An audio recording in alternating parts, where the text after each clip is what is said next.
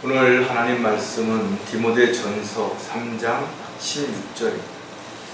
디모데전서 3장 16절은 아주 참으로 귀한 말씀입니다. 제가 받들어 읽겠습니다. 경건의 신비는 논쟁의 여지없이 위대하도다. 하나님께서는 육신으로 나타나셨고 성령으로 의롭게 되셨으며 천사들에게 보이셨고 이방인들에게 전파되셨으며 세상에서 믿음 받으셨고 영광 가운데로 들려 올라가셨습니다. 잠깐 말씀을 위해서 기도드리겠습니다. 모든 우주 만물을 말씀으로 창조하셨을 뿐만 아니라 저희들을 창조하시고 또 저희들을 통해서 하나님의 계획과 뜻에 합당한 일들을 위해 부르셔서 일꾼으로 삼아주셨습니다. 저희들이 이 마지막 때에 주님의 도구로 또 그리스도의 군사로 살아가는 동안 주님 보시기에 합당하게 살아갈 수 있는 저희들의 생애가 될 수 있도록 인도해 주시고 저러나 오르나 치우치지 아니하고 달려갈 길을 마치는 그 순간까지 낙담하거나 실족하거나 곁길로 가지 않도록 붙잡아 주시옵소서.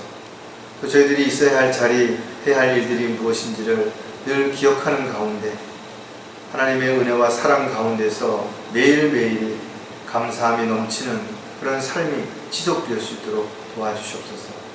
뿐만 아니라 이제 주님 오실 때가 심히 가까운 이 시점에서 저희들이 일할 때 역시 얼마 남지 않았음을 기억할 때 저희들이 어느 곳에 있든지 또 누구를 만나든지 복음을 전해야 하는 이 귀중한 사역을 이루어 가야 할 저희들의 직분을 소홀히 하지 않도록 늘 정신을 차리고 깨어있는 저희들이 되도록 도와주시옵소서.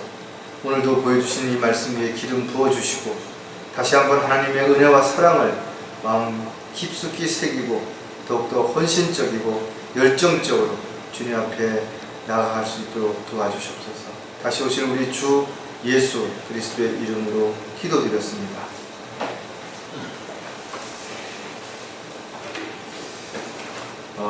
미국에서 1982년부터 86년 동안 제작된 99작의 그런 영화가 있습니다.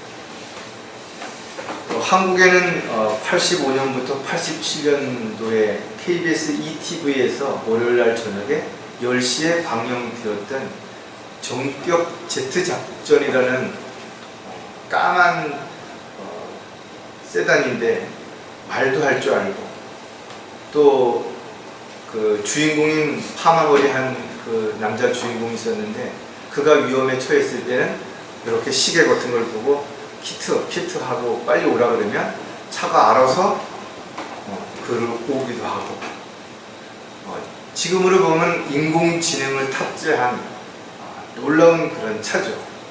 그게 그 당시에 이제 많은 사람들에게 인기를 줬고 저도 그 당시가 우리 나래랑 갈세미를 막 이렇게 아주 어렸을 때 그럴 때이기 때문에 회사에서 끝나고 오면 저녁에 이렇게 보기도 하고 그랬던 기억이 납니다.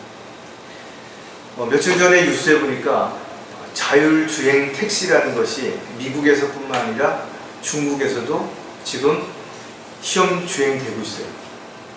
이 얘기는 이제 머지않아서 우리나라도 지금 뭐 여러 가지 각도에서 개발하고 있지만 이런 자동차가 곧 개발돼서 나올 겁니다. 핸들도 없어요. 자동으로 다 하기 때문에 지금은 옆에서 한 사람이 타고 있다가 위험한 상황이 되면 그것을 수동으로 조작하게끔 됐었는데 지금 그 시행되고 있는 택시들은 옆에 사람이 타고 있지 않습니다. 오로지 그냥 인공지능으로 인해서 움직여지는 그런 것들. 세상에는 말로 표현할 수 없는, 과학으로 증명될 수 없는 그런 놀라운 일들이 너무나 많습니다. 지금은 전 세계가 인터넷으로 다 연결되어 있기 때문에 미국에서 나타난 어떤 사건이나 어떤 일이 하루도 지나기 전에 우리나라에서 뉴스로 이렇게 방영이 됩니다. 그러다 보니까 놀라운 일들이 이제는 웬만한 거는 놀랍지도 않아요. 사람들이 특별한 재능을 가지고 있거나 능력을 가지고 있을 때 사람들은 대단하다 놀라 그러죠. 특히 이제 기네스북 같은 데 올라가 있는 사람들은 인간의 한계를 뛰어넘었다 할 정도로 별의별 방법에 별의별 어떤 식의 그런 것들을 기록해 놓고 사람들을 놀라게 하는 것이죠. 하루에도 얼마나 많은 사고들이 일어납니까? 얼마나 많은 질병으로 인해서 사람들이 죽느냐는 것이죠. 그렇다면 저와 여러분이 하루하루를 살아가는 것 자체가 어찌 보면 기적이고 놀라움의 연속이 분명한 거예요. 누구도 자기에게 어떤 일들이 일어날지 모른다 이거죠. 만약에 그런 위험한 상황이 또 어떤 사고가 질병이 자신에게 일어날 것을 닥칠 걸 알았다면 누가 대비하지 않겠어요? 성경은 우리가 내일 일을 아무도 알 수 없다고 그랬습니다. 우리가 지금 눈으로 보고 듣지 못하는 세상에는 너무나 놀라운 일들이 많이 있을 것입니다. 오늘 설교 제목은 누구도 흉내낼 수 없는 놀라운 일들입니다. 세상에 많은 놀라운 일들은 사람들이 흉내를 내요. 그리고 시간이 지나면 그보다 더 놀라운 능력과 방법, 힘 이런 것들을 드러내는 사람들이 있습니다. 하지만 자연적으로 발생되는 이런 어떤 천재지변들은 흉내낼 수 없죠. 폭풍이라든지 한파, 폭설, 홍수, 가뭄, 지진, 해일, 눈사태, 화재 이런 것들은 똑같은 게 없습니다. 상황이 달라질 때마다 또 시기가 달라질 때마다 놀라운 어떤 그런 일들이 벌어지고 있는 정말 끔찍한 사건들이 발생하는 것도 사실입니다. 우리가 보는 평범한 그런 자연 속에서 좀 더 깊숙이 들여다보면 그런 나무 가지에 어떤 풀숲에 이름 모를 수많은 벌레들이 나름대로의 어떤 방식으로 그들이 살아갑니다. 그런 것 또한 우리가 좀 더 깊이 생각해 보면 그들이 뭐를 먹는지 또 어떤 방식으로 먹이를 잡는지 이런 거는 정말 과학적으로 증명할 수 없을 만큼 놀라운 그런 신비한 기술을 가지고 있는 거예요. 하지만 성경을 읽어보면 믿지 않는 사람이 읽어볼 때는 말로 표현할 수 없을 만큼 이해할 수 없는 일들이 너무나 많습니다. 말씀으로 하늘과 땅을 창조하셨어요. 사람을 창조하시고 모든 동식물 또 채소 이런 것까지도 다 창조하셨다는 거예요. 또 구약 성경을 읽어보면 여러분들이 잘 아시는 것처럼 출애굽기에 나와 있는 내용들 한번 보면 물이 피로 변하기도 하고 티끌이 이로 변하기도 하고 정말 뱀이 지팡이로 변했다 지팡이가 뱀이 되기도 하고 모세가 잡고 있는 지팡이로 반석을 때렸더니 반석에서 물이 나오기도 하고 샘물이 나오기도 했죠. 홍해가 갈라지기도 했죠. 놀라운 일들이 구약 성경에도 많이 있다 이거죠.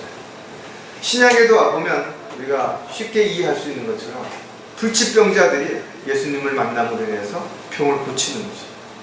소경이 눈을 뜨게 되고 귀머거리가 듣게 되고 심증하는 문둥병자가 깨끗하게 됐다. 죽은 지 나으려 된 나사로가 살아나게 된 거죠. 어떻게 보면 이와 같은 사실이 사실이라면 모든 사람들이 믿지 않아야 할 이유가 없잖아요. 의심해야 할 이유가 없다라는 거예요. 그런데도 여전히 많은 사람들이 지금도 이와 같은 사실을 믿지 않는 거죠. 이 사실을 믿는 사람들만이 영적인 사람이 될 수가 있고 또 앞으로 다가올 일들을 미리 준비하고 대비하고 할 수 있는 그런 삶을 살아갈 수도 있는 거죠. 성경에는 정말 놀라운 일들이 많이 기록되어 있지만 누구도 흉내낼 수 없는 그런 일들 또한 많이 기록이 되어 있는 것입니다. 이런 부분들 가운데서 우리가 오늘 또 세 가지를 살펴볼 텐데 첫 번째가 뭔가 하면 하나님이 인간으로 오신 것이다. 우리가 오늘 본문에서도 봤던 것처럼 이것은 경건의 신비인데 논쟁할 수가 없다 이거예요. 왜? 분명하게 드러났기 때문에 그런 것이죠. 하나님께서 육신으로 오셨다라는 거예요. 하늘 보좌를 버리시고 가장 천한 인간의 모습으로 이 땅에 오셨다라는 거죠. 많은 사람들은 마리아에 의해서 태어난 예수 그리스도를 하나님으로 보지 못하니까 한 인간으로 그냥 보는 거예요. 특별한 인간. 그 시대에 꼭 필요했던 어떤 그런 사상가, 혁명가, 사회 많은 어려운 사람들을 위한 복지가 이런 사람으로 평가할 수도 있죠. 좀 더 좋게는 성인으로 평가할 수도 있겠죠. 그러나 그렇지 않아요. 예수님은 하나님이시죠. 우리를 구원하기 위해서 스스로 자신의 모든 것을 다 버리시고 자신의 생명을 주시기 위해서 오신 하나님이십니다. 그러나 여호와 증인들은 예수님을 단지 피조물로 인식하는 거예요. 카톨릭에서는 아기 예수로만 늘 성모 마리아의 품에 있는 아기 예수로만 본다 이거예요. 그래서 마리아에게 기도하면 예수님에게 마리아가 이야기해서 자기의 어떤 것들을 들어줄 거라고 착각하는 이런 어리석은 일들이 일어나는 것입니다. 하지만 성경에 분명히 보면 창조에도 성부, 성자, 성령의 하나님이 모두 함께 하셨다 이거죠. 창조에 참여하신 것입니다. 그리고 구약 성경에 보면 많은 선지자들이 미리 예언하고 있다. 미카 선지자도 베들레헴에서 태어날 것을 예언했죠. 이사야 선지자가 예언한 내용을 우리가 하나 보면 좀 더 구체적인 거죠. 이사야 9장 6절에 보니까 이는 우리에게 한 아이가 태어났고 우리에게 한 아들이 주어졌으니 정부가 그의 어깨 위에 있을 것이요 그의 이름은 놀라운 분이라 상담자라 능하신 하나님이라 영원하신 아버지라 화평의 통치자라.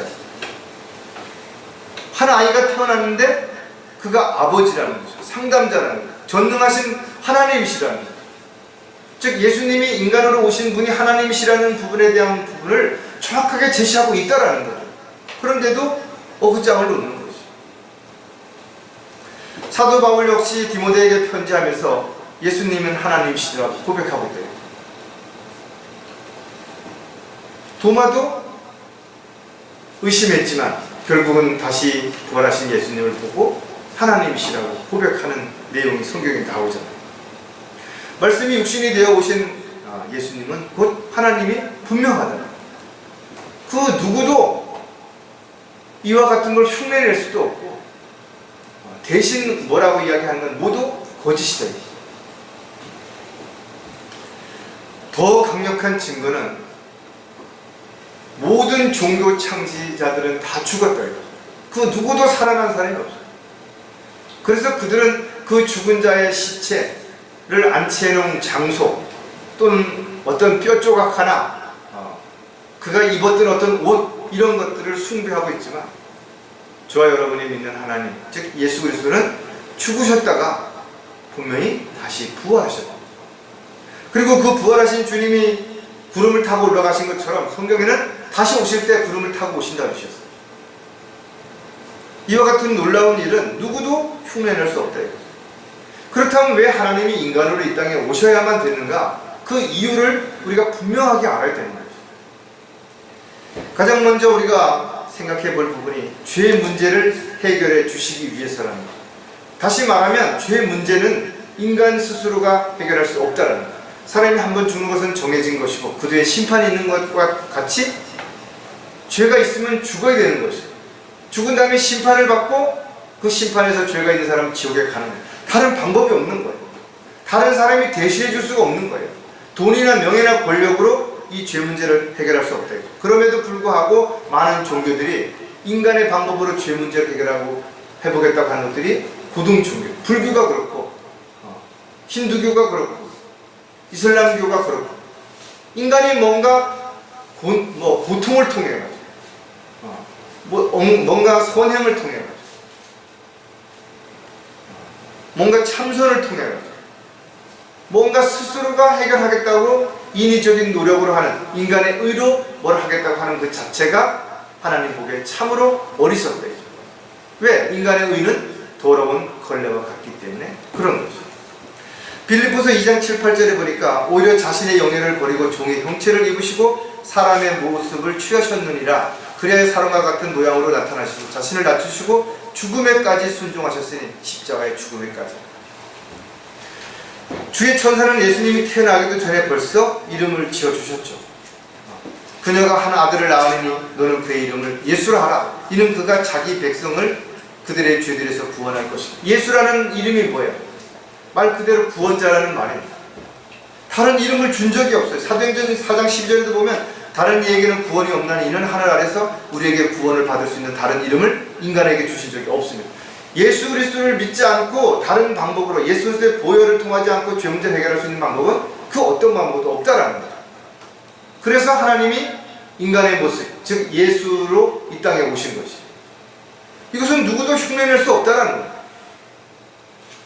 이와 같은 사실이 성경에 기록되어 있고 이것은 변함이 없는 거예요. 이 사실을 믿느냐 믿지 않느냐는 각 사람의 선택일 뿐인 것입니다. 자, 하나님이 인간으로 오신 또 다른 이유가 뭐냐면 대신 죄값을 치르기 위해서예요.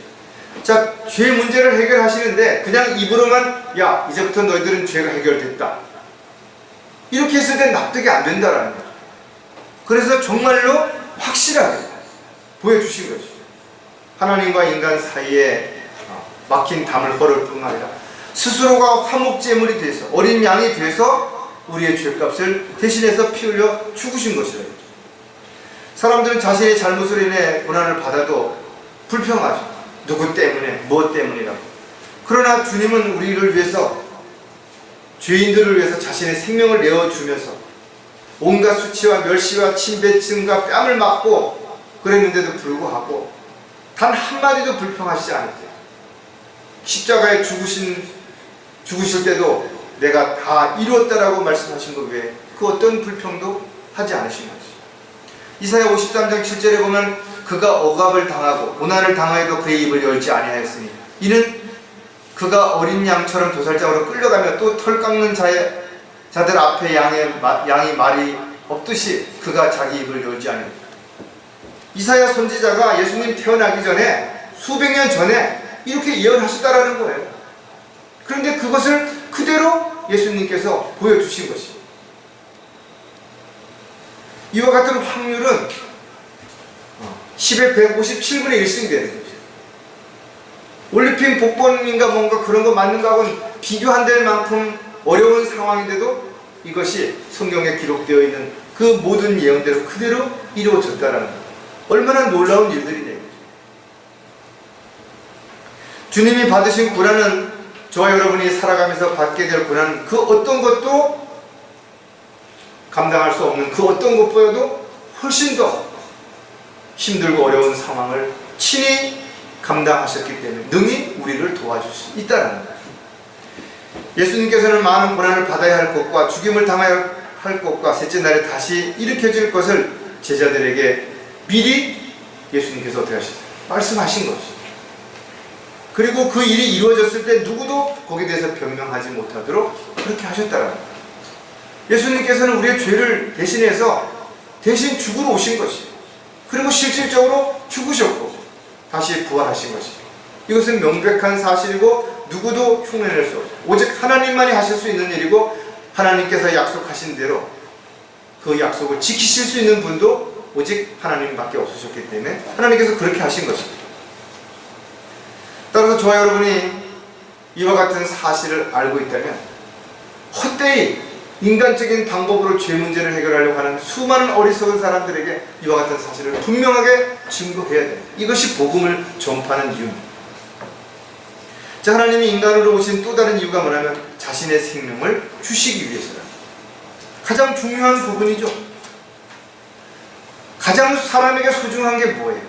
바로 목숨 아닙니까? 목숨보다 더 중요한 게 뭐가 있겠어요?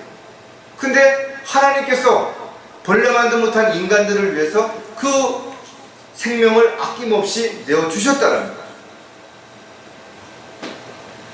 만약에 누군가가 자신의 몸을 내어줄 수 있다면 정말 위대한 일이죠. 가족들에게 장기를 기증한다든지 아니면 심지어 모르는 사람들을 위해서도 장기 기증을 하는 사람들 있죠. 참 대단한 사람들은 분명하다 이거죠. 예수님께서는 죄인들을 위해서 자신을 주신 것입니다. 아무런 조건도 자격도 갖추지 못한 그런 벌레만도 못한 인간들을 위해서 그렇게 하셨다는 거예요. 로마서 5장 8절에 정확하게 기록되어 있죠. 아직 우리가 죄인이었을 때 그리스도께서 우리를 위하여 죽으심으로써 하나님께서 우리를 향한 그의 사랑을 나타내셨다. 내가 교회 가서 좀 더 착해지고 좀 더 성실해지고 좀 더 예의를 갖추고 그리고 나면 그때 내가 예수님을 믿고 어떻게 하겠다. 어리석은 사람입니다. 있는 그대로 나와서 예수님의 보혈로 깨끗하게 되면 되는데 자기가 뭔가 인간적으로 깨끗하게 되려고 노력하는 사람 자체가 목욕탕에 가는 사람이 집에서 샤워하고 가는 거 뭐가 다른 얘기죠. 얼마나 참 어리석은 일인 것이죠.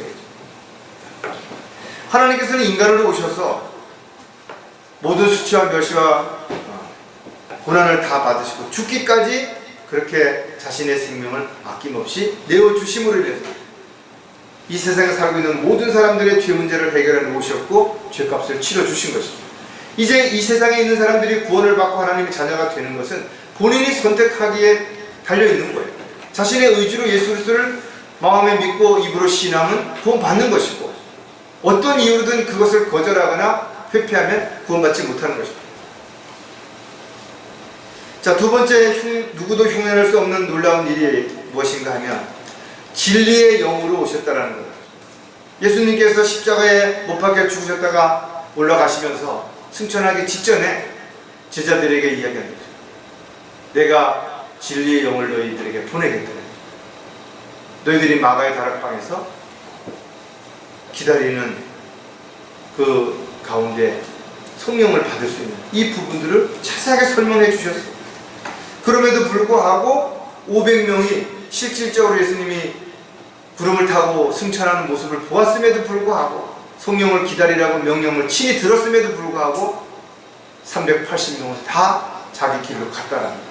오늘날 얼마나 많은 사람들이 진리를 알고 예수 그리스도를 믿고 구원을 받았음에도 불구하고 세상으로 돌아가는 것입니다.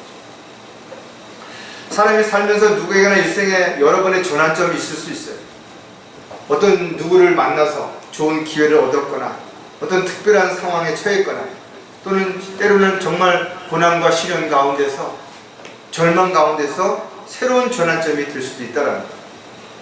여러분들이 존 뉴턴이라고 하는 사람을 기억할 것이에요. 우리 찬송가 398장에 보면 나 같은 죄인 살리시라는 그런 찬송이 있는데 영어로는 Amazing Grace라고 해가지고 우리말로 번역을 하면 놀라운 은혜라는 말이에요. 그가 아프리카에 가서 흑인들을 잡아다가 노예로 팔아먹는 노예 상인이었던 것이에요. 그럼 그가 죽음을 앞두고 자신의 삶을 회고하면서 자신의 신앙 고백으로 남긴 찬송시가 바로 Amazing Grace. 전쟁 때마다 9.11 사건 테러 있을 때 오바마가 이 찬송을 불렀죠. 지금도 많은 사람들이 성악가들이 이 찬송을 부르고 있다. 그런데 과연 이 찬송의 의미를 얼마나 알고 얼마나 가슴 깊이 새기면서 이 찬송을 부르고 있는 사람들이 있는가 한 번쯤 생각해 봐야 됩니다. 저 여러분은 아무런 소망도 없이 지옥을 향해 달려가고 있었는데 바로 누군가를 통해서 또 어떤 상황에서 복음을 듣게 됐고 예수 그리스도를 만나게 됐고 그분을 구세주로 영접하게 되었고 하나님의 자녀가 되어서 지금 이 자리에서 주님을 찬양하고 주님의 말씀을 듣고 또 한 주간을 세상 속에서 살면서도 힘들지만 어렵지만 고통스럽지만 때로는 손해를 보지만 주님 다시 오실 때를 기다리면서 살아가고 있다. 진리의 영이신 그분이 우리 안에 있기 때문에 우리를 인도하시니까 가능한 것입니다. 그분이 우리에게 성경을 깨닫게 해주시고 지각을 열어주시고 조명을 주시기 때문에 우리가 이 믿음의 생활을 할 수 있는 거죠. 성령께서 우리를 인도하시기 때문에 우리가 달려갈 길을 힘들지만 다시 일어나서 또 가고 멈추지 않고 갈 수 있는 거죠. 앞으로 일어날 일들을 알게 되는 것이죠. 진리로 인도하시니까 우리가 진리를 말하고 진리를 이야기하고 진리를 생각하는 그런 삶을 살아가고 있는 것이 분명하다. 하지만 영적으로 죽어있는 사람들은 전혀 모르는 것이. 그리스도의 영이 없는 사람들은 사생활이죠. 수많은 사람들이 교회를 다니지만 그리스도의 영이 없는 것이.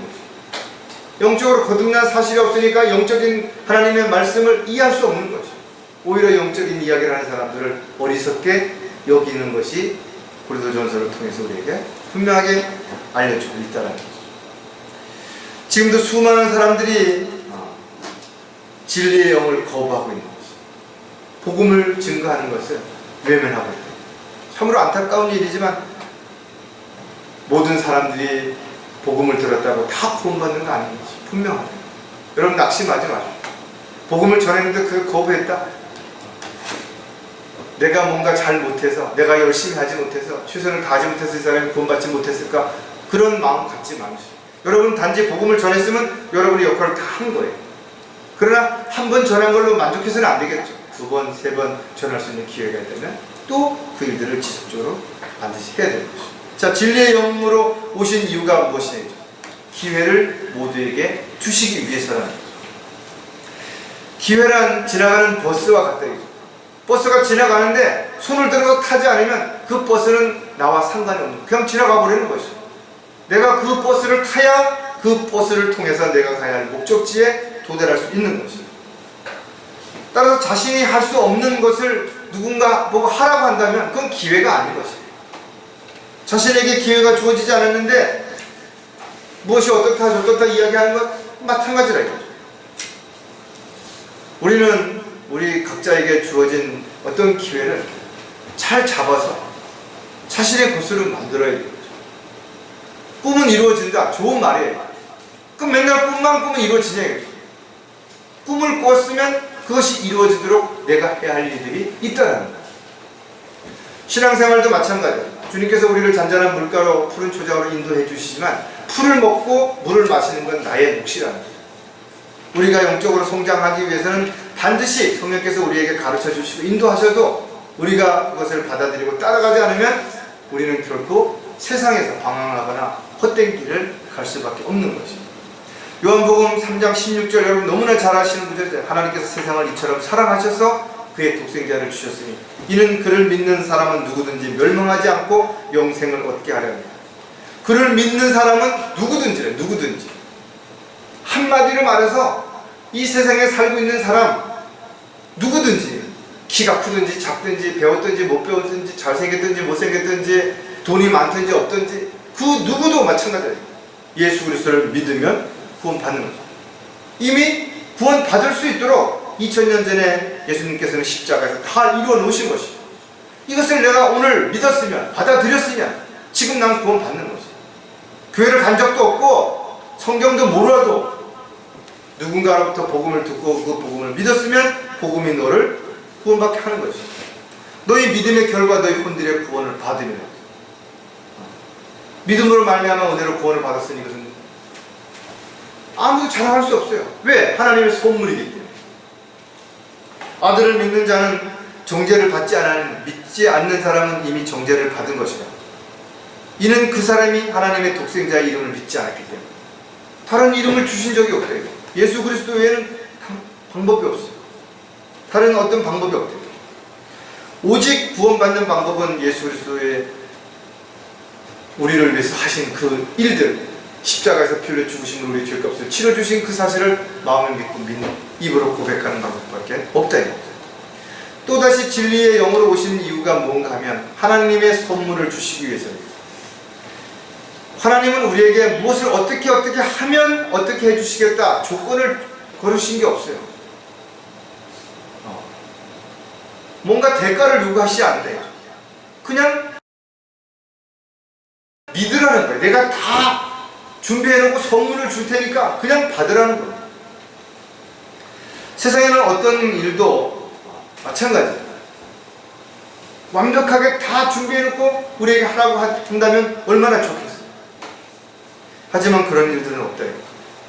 가장 쉽고 확실하게 구원을 받을 수 있는 방법은 하나님께서 모든 것들을 다 준비하셔서 우리에게 주시는 것을 우리가 그냥 받는 선물이어야만 가능하다라는 거예요. 에베소서 2장 8, 9절에 보니까 너희가 믿음으로 말미암아 은혜로 구원을 받았으니 이것은 너희에게서 난 것이 아니요 하나님의 선물이라. 행위에서 난 것이 아니니 아무도 자랑하지 못하게. 내가 교회를 얼마나 다녔고 교회 헌금을 얼마나 많이 냈고 교회에서 무슨 학생들을 같이 가르치는 교사 역할을 했고 청소를 하고 이래서 구원받는 거 아니라는 거예요. 새벽마다 기도하고 가서 종을 치고 목사를 뭐 어떻게 대접을 하고 이래서 구원받는 거 아니라는 거예요. 교회 건물을 짓고 뭐 어떻게 그래서 구원받는 거 아니라는 거죠. 오직 예수 그리스도를 믿음으로만 구원받을 수 있고, 그래서 아무도 자랑할 수 없죠. 우리는 사람의 율법들이 없이 믿음으로 의롭게 되었다고 단정하노라 했죠. 정확하게 성경은 기록하고 있는 거죠. 믿음이 아닌 다른 방법으로 결코 죄 문제를 해결할 수 없고 죄를 용서받을 수도 없다. 오직 한 가지 방법밖에 없다. 하나님의 선물을 우리가 값없이 주시는 것을 믿음으로 받는 것이, 이것이 진리의 영이신 그 성령을 통해서 우리에게 가르쳐 주시고 성령의 능력 가운데서 우리가 그 일들이 이루어질 수 있다는 거예요. 진리의 영으로 오신 또 다른 이유가 뭐냐면 받은 구원을 보장해 주시기 때문에.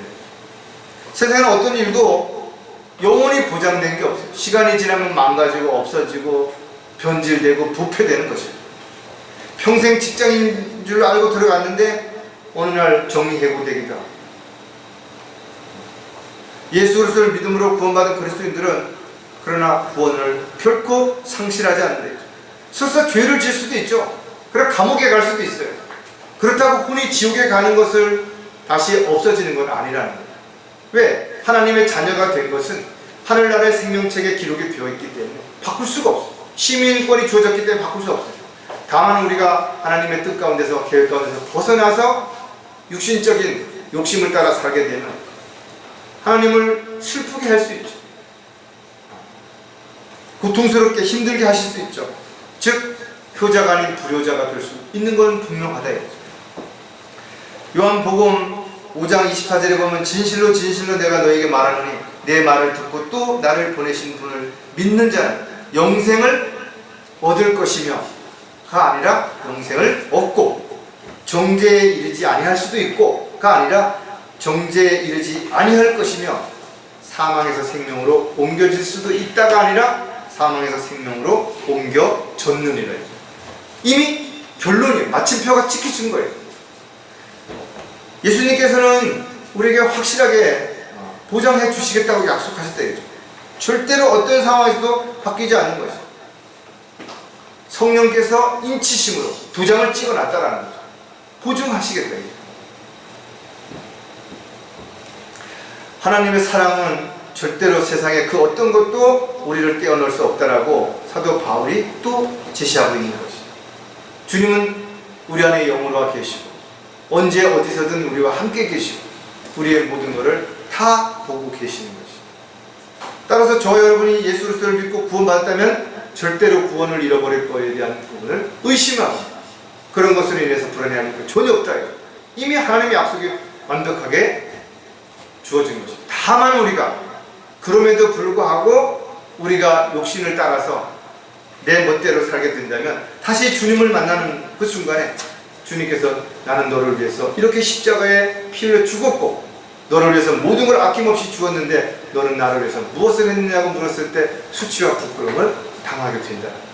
그것을 저와 여러분은 알기 때문에 불안과 어려움이 있다 하더라도 늘 주님 뜻 가운데서 말씀 가운데서 살려고 애쓰고 수고하는 가운데 있는 것이죠. 자, 마지막으로 누구도 흉내낼 수 없는 놀라운 일이 무엇인가 하면 만왕의 왕으로 다시 오실 것이다. 영국의 여왕이 얼마 전에 돌아가셨죠. 전 세계의 왕들이, 대통령들이, 지도자들이 모두 이 장례식장에 참가하겠다고 이야기한다. 정말 대단한 사람이죠. 대통령이라는 직위가 어마어마한 직위인 사실이에요. 할 수 있는 일이 너무나 많고 그만한 권력이 있습니다. 그러나 고작 5년 합니다. 근데 저와 여러분은 주님 오시면 1000년 동안 왕으로 통치하실 것이에요. 그리고 그 왕들을 다스릴 만왕의 왕이신 우리가 믿고 있는 예수 그리스도, 즉 우리를 위해서 죄값을 대신해서 십자가 피 흘려 죽으셨다 부활하신 그분이 만왕의 왕으로 오셔서 우리와 함께 통치하시겠다라는 거죠. 그것을 우리는 보게 될 것이고 우리는 그 날을 기다리고 있는 것이죠. 다시 오실 주님을 왜 기다리는 것인가 이거죠. 그분이 이제 심판주로 다시 오셨을 때 저와 여러분은 그 심판주이신 주님의 명령에 따라 우리가 천사들도 때로는 세상도 심판하게 될 것입니다. 얼마나 놀라운 일들이 일어났냐 이거죠. 저 여러분이 살면서 누군가에게 신세를 지기도 하고 도움을 받은 사람들이 있죠. 고맙다 이거. 시간이 지났는데도 불구하고 내가 그때 참 힘들었을 때 그분의 도움으로 인해서 내가 이렇게 잘 살게 됐다. 근데 내가 너무 소홀하게 생각하다 보니까 그분이 그만 돌아가셨어. 이제는 뭔가 갚을 수 있는 그런 여건이 안 된대. 무심하다 보니까 그분이 어디로 이사를 했는지 주소도 몰라. 전화번호도 몰라. 더더구나 사랑하는 가족들이 떠났을 때 슬프죠. 그 떠난 가족을 만나고 싶은 방법이 있다면 뭔들 하고 싶을 거예요. 그러나 방법이 없다. 그런데 나를 위해서 십자가에 피 흘려 죽으셨던 그분을 이제 우리는 곧 만나게 된다. 우리는 그분이 오실 걸 우리가 기다리는 거예요. 그분이 만왕의 왕으로 오시는 것이. 우리가 믿는 그분이 얼마나 대단하신 분인지 요한계시록을 한번 보면 안다. 세상의 많은 왕들이 어린 양의 진노로부터 피하기 위해서 바위가 굴려서 자기 얼굴을 짓이기라 이거죠. 얼마나 두려우면 그렇게 해요. 그럼 왜 만왕의 왕이신 그분이 오시냐? 약속을 지키시기 위해 오시는 거죠. 그래서 우리는 주님을 만날 준비를 반드시 해야 될 것입니다. 빈손으로 주님 앞에 서지 않으려면 뭔가 주님이 기뻐하시고 원하시는 일을 반드시 해야 되는 거죠. 그 일이 무엇인지는 저 여러분 너무나 잘 압니다. 복음을 전파하는 일이고 진리를 증거하는 일. 자, 만왕의 왕으로 다시 오시는 이유가 무엇인지 몇 가지를 생각해 보면 저와 여러분을 데려가시기 위해서랍니다. 사랑하는 사람을 다시 헤어졌다가 오랜만에 만날 수 있다면 얼마나 설렐까요? 얼마나 기다려질까요? 신부를 얻기 위해서 자신의 생명을 주신 신랑을 기다리는 신부의 마음 얼마나 간절했겠네요. 저와 여러분은 신부 아니에요. 신부. 신랑이신 예수 그리스도를 지금 기다리고 있다 이거죠. 하나님께서 죽은 자들로부터 살리신 그분의 아들 즉 다가올 진노로부터 우리를 구해내신 예수께서 하늘로부터 오심을 기다린다는 것이다. 저 여러분 사도 바울의 고백처럼 간절히 사모하며 기다리고 있는 것입니다. 간절히 기도해야 되는 것입니다. 요한복음 14장 13절에 내가 가서 너희를 위하여 초소를 마련하면 다시 와서 너희를 내게로 영접하여 내가 있는 그곳에 너희도 있게 하리라.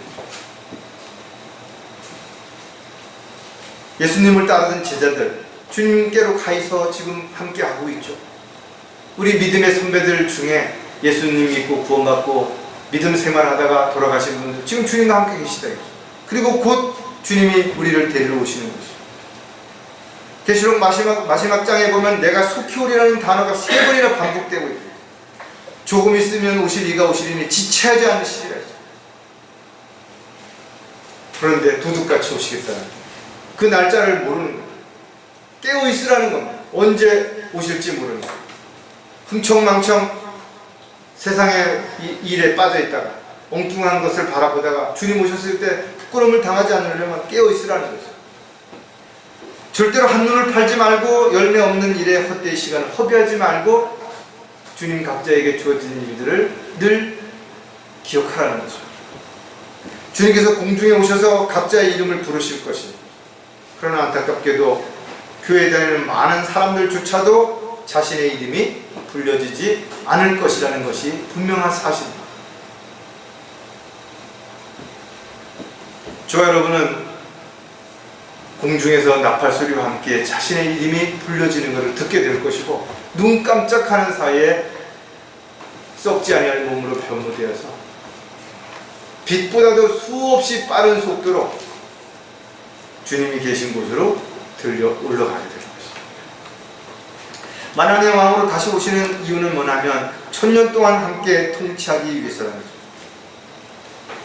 좀 전에도 제가 얘기했던 것처럼 대통령 임기가 고작 5년밖에 안 되는 것이죠. 부와 명예와 권력, 사람들이 수단과 방법을 가리지 않고 얻으려고 하지만 권불 10년이라 그랬죠.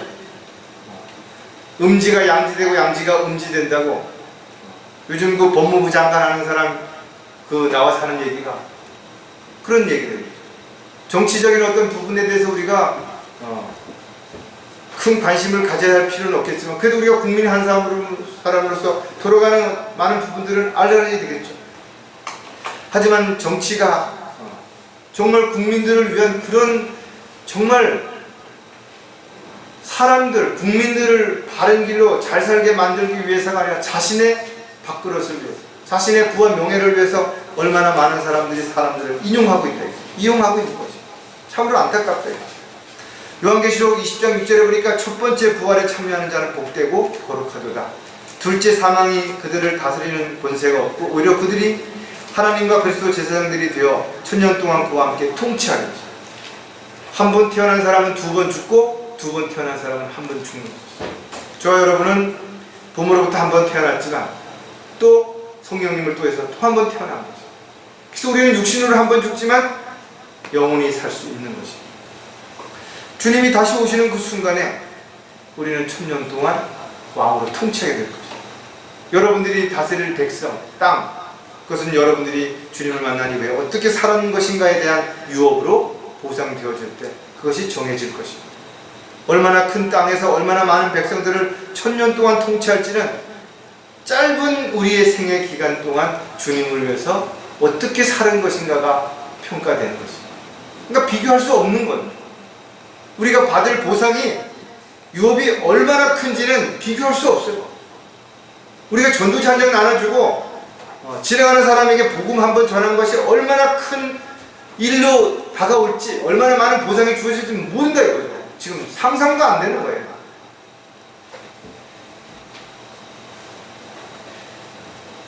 우리가 함께할 그 날, 태양이 7배나 밝아지는, 대기권이 없지, 노아의 홍수 이전과 같은 시대로 돌아가서 정말 사자가 풀을 뜯고 벤 불에가 손가락을 집어넣어도 물지 않는 그런 곳에서 우리가 천년 동안 왕으로 통치하고, 여기서 끝나는 거 아니죠. 그 이후에 새 예루살렘에서 또 영원히 살게 되는 거죠. 자, 만왕의 왕으로 다시 오시는 이유가 또 하나가 뭐냐 하면 심판할 권세를 주시기 위해서죠. 하나님께서 심판의 권세를 누구에게 주셨어요? 성경에 보니까 예수님께 주셨다라고 기록되어 있다. 그렇다면 정말 심판하시는 것은 누구냐 이거죠. 예수님께서 이렇게 말씀하셨어요. 요한복음 12장에 보니까 만일 누가 내 말을 듣고 믿지 아니한다 하여도 그는 그를 심판하지 아니하노니 이는 내가 세상을 심판하러 온 것이 아니고 세상을 구원하러 왔기 때문이라. 나를 거절하고 내 말을 받아들이지 아니하는 자는 그를 심판할 리가 있으니 곧 내가 말한 그 말이 그를 마지막 날에 심판하는 거예요. 성경이 심판하는 거예요. 하나님의 말씀이 심판하는 것이에요. 그리고 백보자 심판석에서는 지위와 초소를 떠난 심판들을 누가 심판하는 거예요? 주님과 함께 옆에 있는 수많은 성도들이 심판하잖아요. 천사들조차도 심판을 하고 세상조차도 심판해야 할 그 권세를 저와 여러분에게 주시기 위해서 만왕의 왕으로 오신다. 여러분, 나는 공부를 많이 못했으니까 나는 외국에 말을 못하니까 아무 소용 그런 거 걱정할 필요 없어요. 왜? 우리가 다시 거듭난 이후에 이제 주님 오셔서 변화되면 우리가 전지전능하신 하나님처럼 모든 걸 알 수 있는 지혜와 능력이 생길 것입니다. 하나님이 그런 걸 주실 것이다. 지금까지 참으로 놀라운 일들이 우리는 많이 보았고 또 앞으로 일어나게 될 것입니다. 그러나 성경에 기록되어 있는 이와 같은 놀라운 일들이야말로 누구도 흉내낼 수 없는 일들이 분명하다는 것. 이와 같은 사실을 저와 여러분은 알고 있는 것이에요. 또 앞으로 이런 일들이 일어날 것을 알고 있는 것이에요. 그렇다면 저와 여러분이 해야 할 일들이 무엇인가요? 그 날이 다가오기 전에 그날의 심판을 받을 사람들에게 그 심판에서 지옥이 아니라 하늘나라로 갈 수 있도록, 불못에 가는 것이 아니라 주님과 함께 왕으로 통치하는 우리와 같은 형제 자매들이 될 수 있도록 그 일들을 하는 것이야말로 가장 소중하고 가치 있는 일이 분명할 것입니다. 기도하겠습니다. 하나님 아버지, 참으로 감사를 드립니다. 오늘도 저희들에게 말씀을 통해서 이미 오래전에 배웠고 또 수없이 들었고 알고 있는 그런 말씀임에도 불구하고 다시 한번 저희들을 각성하게 하시고 또 다시 한번 저희들의 마음과 생각을 다잡을 수 있는 그런 결단할 수 있는 시간을 허락해 주셔서 감사를 드립니다. 이제 머지않아 주님을 우리는 만나게 될 것이고 주님 앞에 서는 날 우리는 어떻게 사는 것인가에 대한 평가를 받게 될 것입니다. 거기에 따른 상과 유업을 우리는 보상받게 될 것입니다. 이와 같은 사실을 우리가 알고 있다면 우리 각자에게 주어진 시간 속에서 또 상황 속에서 부끄럽지 않은 주님의 도구로 일꾼으로 살아갈 수 있도록 지혜와 능력과 힘을 주시고 또 물질과 건강도 허락하셔서 저희들이 늘 감사하며 살아가는 그런 생애가 되도록 역사해 주시옵소서. 다시 오실 우리 주 예수 그리스도의 이름으로 기도드렸습니다.